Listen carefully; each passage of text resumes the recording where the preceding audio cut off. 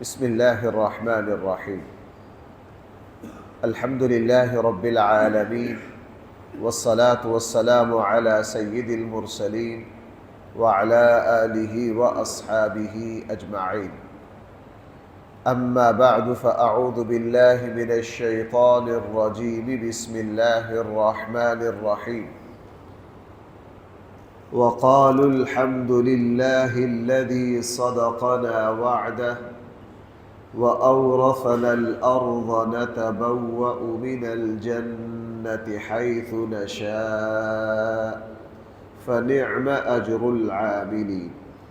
وترى الملائكة حافين من حول العرش يسبحون بحمد ربهم وقضي بينهم بالحق وقيل الحمد لله رب العالمين. صدق اللہ مولانا العظیم. جس وقت اللہ کے مقرب بندے، اللہ سے ڈرنے والے، ایمان والے، جن لوگوں پر اللہ کا فضل ہوگا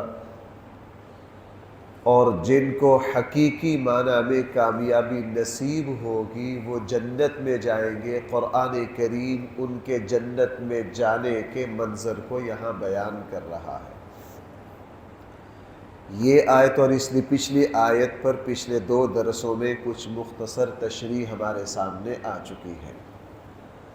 جس وقت اللہ کے محبوب بندے جنت میں جائیں گے، وقالوا الحمد للہ، وہ کہیں گے ساری تعریفیں کس کے لیے؟ اللہ کے لیے. اصل میں بھائی، جو ایمان والا صحیح معنی میں، جس کو ایمان کی حقیقت سمجھ آ جائے اور جس کو اللہ تعالیٰ کی معرفت، اللہ کا تعلق نصیب ہو جائے، اس کی زبان اللہ کی تعریف سے تر رہتی ہے. وہ کسی کامیابی کو اپنی کامیابی نہیں سمجھتا. اور حقیقت بھی یہ ہے، یہ صرف کوئی جذباتیت نہیں ہے، بلکہ حقیقت بھی یہ ہے کہ دنیا میں ہمارے جتنے بھی کام بنتے ہیں، ہمیں جتنی بھی کامیابیاں ملتی ہیں، وہ صرف اور صرف اللہ کے فضل کی وجہ سے ملتی ہیں. اس لیے ان کی زبان پر ہوتا ہے الحمدللہ. میں نے اپنے استاد گرامی شیخ الاسلام حضرت مولانا مفتی متقی عثمانی صاحب سے ایک بات سنی. جس زمانے میں حضرت ڈاکٹر عبدالحی صاحب عارفی رحمہ اللہ دارالعلوم کراچی کے صدر تھے، تو استادوں نے سنایا کہ ہم نے جب بھی مدرسے میں کوئی کامیابی ملنی، کوئی اچھا کام ہونا، تو سرپرست تھے، بڑے تھے، ان کو فون پر اس کی اطلاع کرتے تو فوراً آگے سے ٹوکتے، بھائی پہلے الحمدللہ کہو، پہلے کیا کہو؟ الحمدللہ کہو. قرآن کریم نے حضرت داؤد، حضرت سلیمان علیہ السلام پر اپنے انعامات کا تذکرہ جب شروع کیا تو قرآن کریم نے ارشاد فرمایا وَلَقَدْ آتَيْنَا دَاوُودَ وَسُلَيْمَانَ عِلْمًا. ہم نے داؤد اور سلیمان کو کیا عطا کیا؟ علم. آگے الفاظ ہیں وَقَالَ الْحَمْدُ. جب ہم نے ان کو علم دے دیا، ان دونوں نے فوراً کہا الحمدللہ. ساری تعریفیں کس کے لیے ہیں؟ زبان پر بھی یہ ہو، دل میں بھی یہ کیفیت ہو.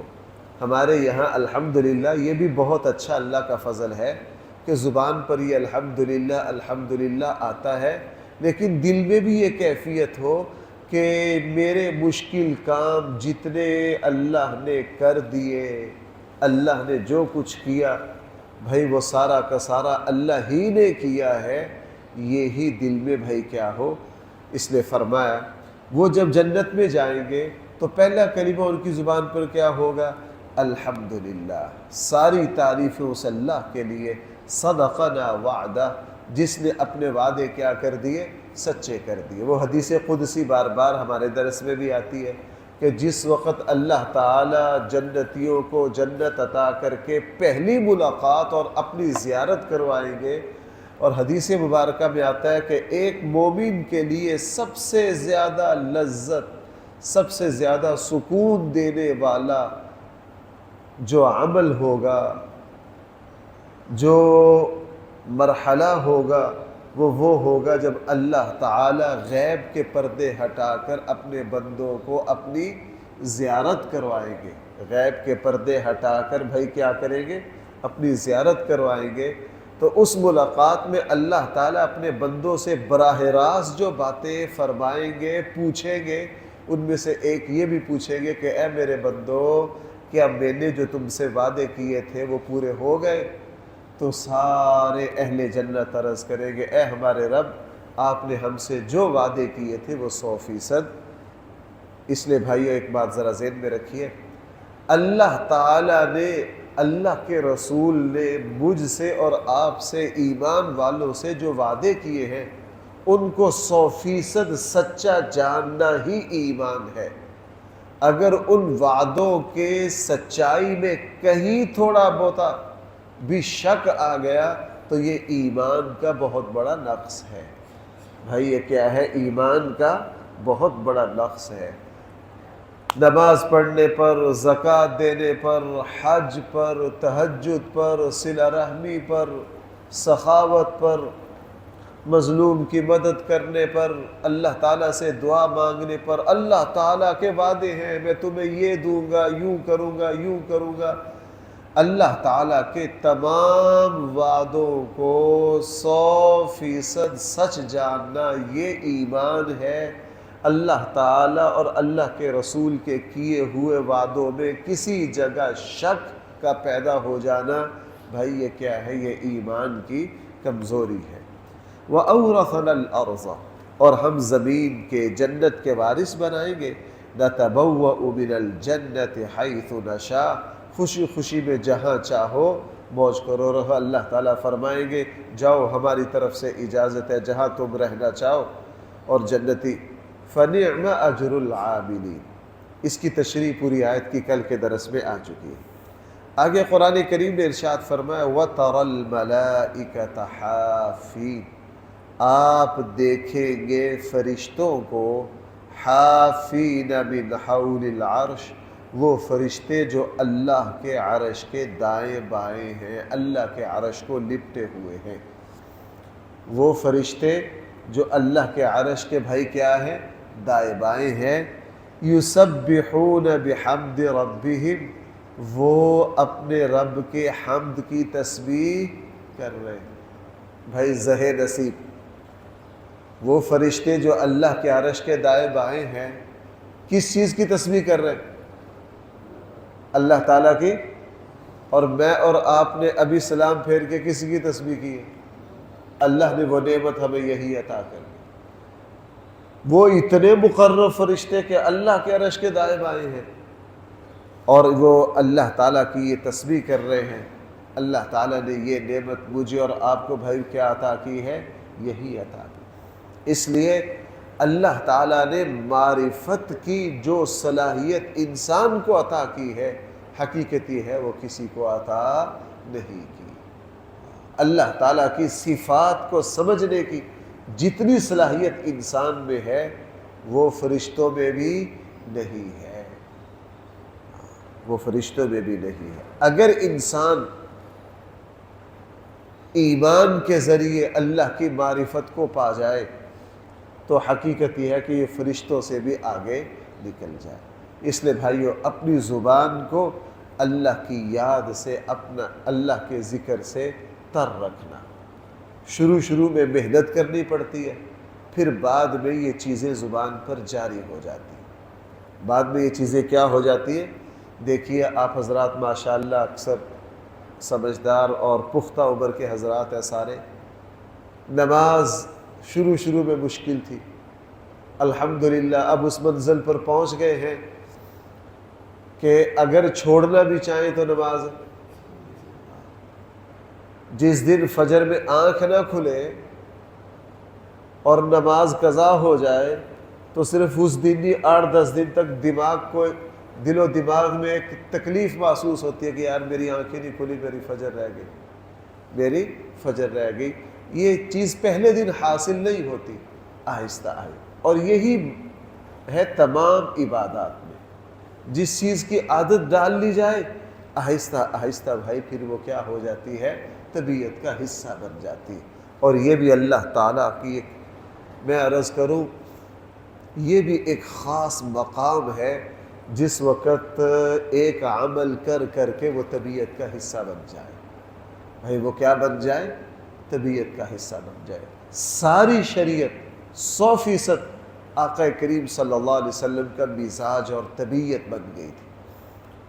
ساری شریعت، جیسے ایک ماہر طبیب ہے نا، ماہر ڈاکٹر ہے، وہ مریض کی 2 باتیں سن کر 1 منٹ میں اس کے مرض تک پہنچ جاتا، اس کا مزاج بن گیا، اس کے مزاج میں اللہ نے وہ کمال پیدا کر دیا۔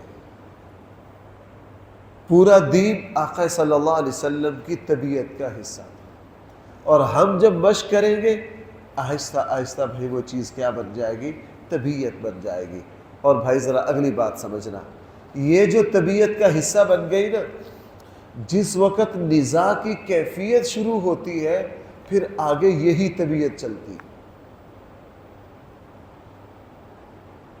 بھائی میری بات سمجھے آپ، جب یہ چیز طبیعت کا حصہ بن جائے تو جب یہ دنیا کا سسٹم جام ہوتا ہے اور آخرت کا روحانی سسٹم اوکے ہوتا ہے تو اس وقت یہی طبیعت کام آتی ہے۔ آپ نے ایسے واقعات سنے ہوں گے، دیکھے ہوں گے، میں نے بھی سنے کہ ایک بندے نے ساری نیکی جو ہے، ساری زندگی ایک نیکی کی، جس وقت وہ حواس اس کے کام نہیں کر رہے وہی نیکی چل رہی ہے۔ 40 سال اذان دی، ہسپتال میں کومے میں پڑے، اذان دے رہے۔ یہ تو اپنے ڈسکا کے واقعات ہیں، میں نے آنکھوں سے ایسے اللہ کے بندوں کو دیکھا ہے۔ ساری زندگی مسجد میں بھائی کیا دی، اذان دی، اور ہسپتال میں کومے میں پڑے۔ میں نے اپنی آنکھوں سے ایسے اللہ کے نیک بندے دیکھے، کسی چیز کی کوئی سمجھ نہیں، بھائی کیا کر رہے ہیں، اذان دے رہے، اذان دے رہے۔ کیوں؟ اذان ان کی طبیعت کا بھائی کیا بن گئی تھی، حصہ بن گئی تھی۔ اس لیے فرمایا یسبحون بحمد ربهم وقضی بینہم بالحق، اور لوگوں کے درمیان انصاف کے ساتھ فیصلہ کر دیا جائے گا۔ انصاف کے ساتھ کیا کر دیا جائے گا، فیصلہ کر دیا جائے گا۔ اس دن کسی بات کو مبہم نہیں رکھا جائے گا۔ اللہ تعالی حق، باطل، غلط، صحیح، ہر چیز کو بالکل واضح کر دے، کسی قسم میں کوئی ابہام۔ دنیا میں بھائی گدھا گھوڑا چلتا ہے، دنیا میں اچھے برے، بلکہ اس سے بڑھ کے دنیا میں برے اچھے ہو جاتے ہیں اور اچھے کیا ہو جاتے ہیں، برے ہو جاتے ہیں۔ دنیا میں یہ خلط ملط چلتا ہے، لیکن اللہ تعالیٰ کے یہاں اس طرح نہیں، وہاں ہر چیز اپنی حقیقت پر آ جائے گی۔ بھائی ہر چیز کہاں آ جائے گی، اپنی حقیقت پر آ جائے گی۔ دنیا تو تماشا گاہ ہے، یہاں بڑے بڑے اعلیٰ اور مقرب لوگ مجرم ہو گئے، بڑے بڑے مجرم منصف ہو گئے، بڑے بڑے عیار و مکار معزز ہو گئے، بڑے بڑے معزز ذلیل و رسوا ہو گئے، بڑے بڑے صاحب علم ان کے ساتھ جاہلوں سے بدتر سلوک کر دیا گیا، اور بڑے بڑے جاہلوں کو بڑا بڑا علامہ اور عالم سمجھ لیا گیا۔ دنیا میں یہ تمام زیادتیاں چلتی، لیکن اللہ تعالیٰ کے یہاں ایسا نہیں ہوگا۔ وہاں جیسے سونا ہے، سنار جب اس کو پگھلاتا ہے، شروع میں زیور کی شکل ہے، اس میں موتی لگے، وہ پتہ نہیں کیا کچھ لگا ہوا ہے۔ سنار جب اس کو پگھلاتے ہیں، پگھلاتے پگھلاتے پگھلاتے اور تمام صفائی کے مراحل سے جب گزرتا ہے تو بھائی آخر میں پھر سونا ہی بچتا ہے، باقی کوئی چیز ساتھ چل۔ اللہ نے اس دھات کو بنایا ایسا مزاج کا نفیس ہے، یہ عجیب دھات ہے۔ جب اس کو سنار جو ہے پگھلاتے، اس کے اندر جتنے موتی لگے ہوتے ہیں، شیشہ لگا ہوتا ہے، کلر ہے، جو کھوٹ، ہر چیز اگ گئی، خالی سننا نہیں، یہ لو جی یہ خالی سننا، بالکل حق اور باطل کی بٹھی جو ہے وہ قیامت والے دن لگنی ہے،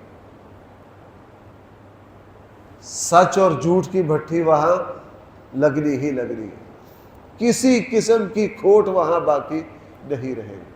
اللہ تعالیٰ ہر چیز کو اپنی حقیقت پر لے آئے گا۔ اللہ تعالیٰ ہر چیز کو کہاں لے آئیں گے؟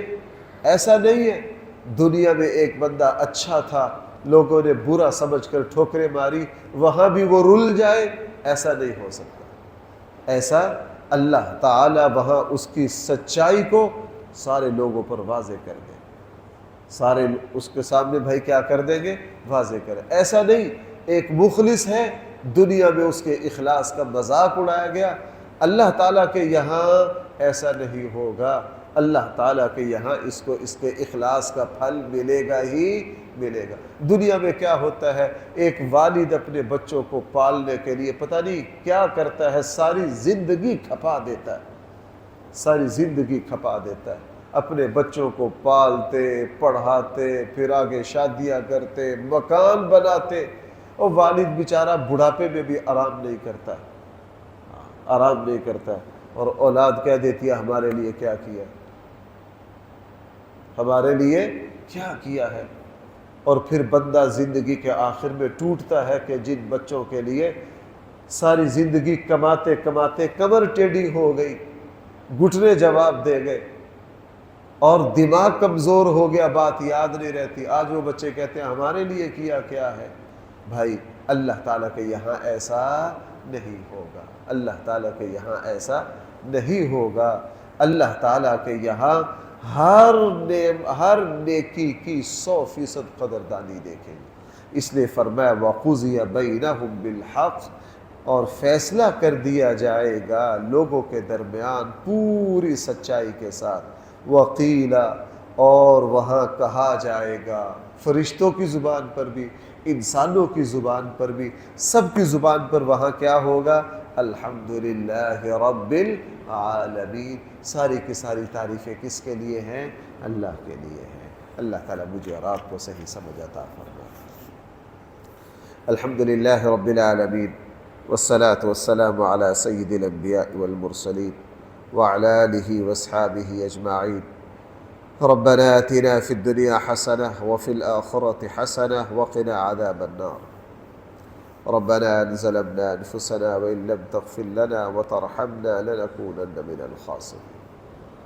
صلى الله تعالى على خير خلقه سيدنا ومولانا محمد وآله وأصحابه أجمعين برحمتك يا أرحم الراحمين۔